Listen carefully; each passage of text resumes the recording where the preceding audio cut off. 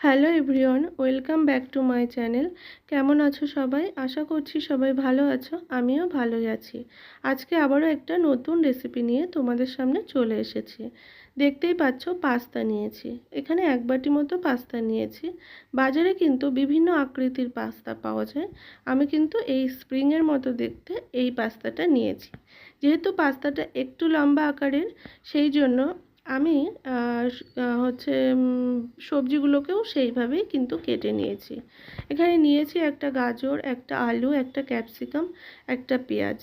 তো সবজিগুলোকে একটু লম্বা আকারের কেটে নিয়েছি, আর পেঁয়াজকে কুচিয়ে নিয়েছি, 2টো লঙ্কা নিয়েছি, আর নিয়েছি 2টো ডিম। এরপর চলো তাহলে কিভাবে রান্নাটা করছি সেটাই তোমাদেরকে শেয়ার করছি। প্রথমে দেখলে কড়াই বসিয়ে কড়াইয়ের মধ্যে একটু বেশ পরিমাণ মতো জল দিয়ে তার মধ্যে একটু লবণ আর হাফ চামচ সাদা তেল দিয়ে কিন্তু পাস্তাটা দিয়ে দিলাম। আর লবণটা দিলাম যাতে স্বাদটা ব্যালেন্স হয়, সেই জন্য তেলটা দিলাম যাতে পাস্তাটা যখন আমি সিদ্ধ করে নামিয়ে রাখবো তখন পাস্তাটা কিন্তু একটা পাস্তার গায়ে আরেকটা পাস্তা কিন্তু লাগবে না, সেই জন্য তেলটা দিলাম। তো 3 মিনিট মতো আমি কিন্তু ভালোভাবে ফুটিয়ে সিদ্ধটা করে নেব। আর 3 মিনিট পরে তোমাদেরকে দেখাচ্ছি যে ঠিক কতটা পরিমাণ পাস্তাটা আমি সিদ্ধ করছি। দেখো আমার এখানে একটা ঝাঁঝরি নিয়েছিলাম, নিয়ে আমি হালকা চাপ দিচ্ছি, পাস্তাটা কিন্তু সিদ্ধ হয়ে গেছে। আবার পুরোপুরি কিন্তু ভীষণভাবে সিদ্ধ করা যাবে না।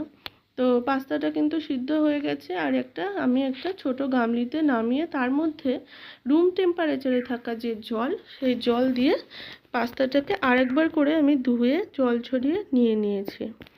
এরপর আসল যে রান্নাটা শুরু করব সেটা কিন্তু দেখো, তাহলেই বুঝতে পারবে যে কিভাবে করছে। তারপরে দেখো গ্যাসে কড়াই বসিয়ে আবার 2 চামচ মতো তেল দিলাম, দিয়ে 2টো ডিমকে ভেঙে নিয়েছিলাম একটা বাটির মধ্যে। সেই ডিমটা আমি একদম, এই ডিমটা কেমন করে ভাজবো বলো তো, মানে চাউমিনে আমরা ঠিক যেভাবে দিই সেইভাবে কিন্তু অনেকটা ঝুড়ো করে ভেজে নেব। তো 2টো ডিম কিন্তু আমার ভাজা কমপ্লিট হয়ে গেছে। এবার ডিমটাকে কিন্তু আমি নামিয়ে রেখে দিলাম, দিয়ে ওই কড়াইয়ের মধ্যে আবার 2 চামচ মতো তেল দিলাম।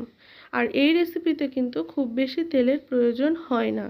2 চামচ মতো তেল দিলাম, দিয়ে গাজর আর আলুগুলোকে আগে থেকে কেটে রাখা গাজর আর আলুটাকে প্রথমে দিলাম, কেননা গাজর আর আলু কিন্তু সিদ্ধ হতে একটু টাইম লাগে, সেই জন্য আগে গাজর আর আলুটাকে দিয়ে ভালোভাবে নেড়ে চেড়ে একটু 1 মিনিটের মতো ঢাকা দিয়ে কিন্তু আমি এটাকে সিদ্ধ হতে দেব। আর এই রেসিপিতে কিন্তু সবজিগুলোকে বেশি করে কিন্তু ভাজা যাবে না। মানে অনেক সময় দেখো না যে রেস্টুরেন্টে কিন্তু সবজিগুলো সিদ্ধ হয়ে যায়, কিন্তু বেশি একটা পোড়া পোড়া করে ভাজাও কিন্তু করে না। হ্যাঁ, তো সেই রকমভাবেই মানে অনেকটা চেষ্টা করছি, জানি না অতটা ভালো হবে নাকি। তো তোমরা দেখো। আর পরে কিন্তু দিয়ে দিলাম ক্যাপসিকাম আর পেঁয়াজটা যেহেতু সফট হতে তেমন সময় লাগে না, সেই জন্য কিন্তু ক্যাপসিকাম আর পেঁয়াজটা আমি কিন্তু দিয়ে দিলাম। ক্যাপসিকাম পেঁয়াজ দিয়ে ভালোভাবে সবজিগুলোকে একসাথে নেড়ে চেড়ে মিশিয়ে নিচ্ছি। আর একটু লবণ আর একটু হলুদ গুঁড়ো কিন্তু দিলাম। লবণ যেহেতু আমি পাস্তাটা সিদ্ধ করার সময় দিয়েছিলাম, তো সেখানে সামান্য পরিমাণে কিন্তু লবণ দিতে হবে, সেটা বুঝেই আর কি দিতে হবে, যে যতটা পরিমাণ পাস্তা সেই অনুযায়ী। আর একটু হলুদ গুঁড়ো দিলাম, তাতে কালারটা ভালো আসে, সেই জন্য। এবার দেখো একটা বাটি নিয়ে নিয়েছি, বাটির মধ্যে 2 চামচ সয়া সস নিলাম। এরপর 4 চামচ কিন্তু টমেটো সস আমি এখানে দিয়ে দিচ্ছি। এখানে কিন্তু অন্য সসও দেওয়া যায়, কিন্তু আমার ঘরে এই 2 রকম ছিল বলে আমি 2 রকমই দিলাম। দিয়ে 2 রকম সসকে ভালো করে কিন্তু আমি মিশিয়ে নিচ্ছি। আর এখানে কিন্তু 2 চামচ মতো আমি জলও দিয়ে দেব, না হলে সসটা যখনই আমি ওই ভাজাটার মধ্যে দেব আর কি, সবজিগুলোর মধ্যে, তখন কিন্তু ধরে যাওয়ার একটা ব্যাপার থাকে, সেই জন্য কিন্তু একটু জল দিয়ে দিলাম। এরপর একটু সামান্য একটু লঙ্কা গুঁড়ো আর একটু গোলমরিচ গুঁড়ো কিন্তু দিয়ে ভালো করে সমস্ত উপকরণকে আমি মিশিয়ে নিচ্ছি। এরপর মিশিয়ে নিয়ে তোমাদেরকে দেখাচ্ছি। দেখো আমার ক্যাপসিকামটা কিন্তু যেহেতু পরে দিয়েছিলাম, তো ক্যাপসিকামটা কিন্তু সিদ্ধ হয়ে গেছে। তো সমস্ত সবজি কিন্তু এখন সিদ্ধ হয়ে গেছে। এরপর আমি পাস্তাগুলোকে দিয়ে দেবো। তো পাস্তাগুলোকে তোমাদের দেখাচ্ছি, দেখো কতটা ঝুড়ো হয়েছে, একটার গায়ে কিন্তু একটা লেগে নেই। তো পাস্তা কিন্তু দিয়ে দিলাম, দিয়ে এবার সব উপকরণ দিয়ে পাস্তাটাকে ভালোভাবে মিশিয়ে নিচ্ছি।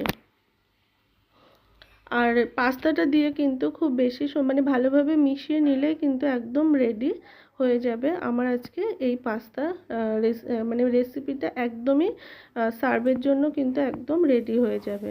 তো উপর থেকে সেই ডিমগুলোকে ভুজিয়া করে নিয়েছিলাম, সেই ডিমগুলোকে কিন্তু আমি দিয়ে দিলাম। তো একদমই কিন্তু রেডি আমার পাস্তা, আজকের রেসিপি পাস্তা, সেটা কিন্তু একদমই রেডি।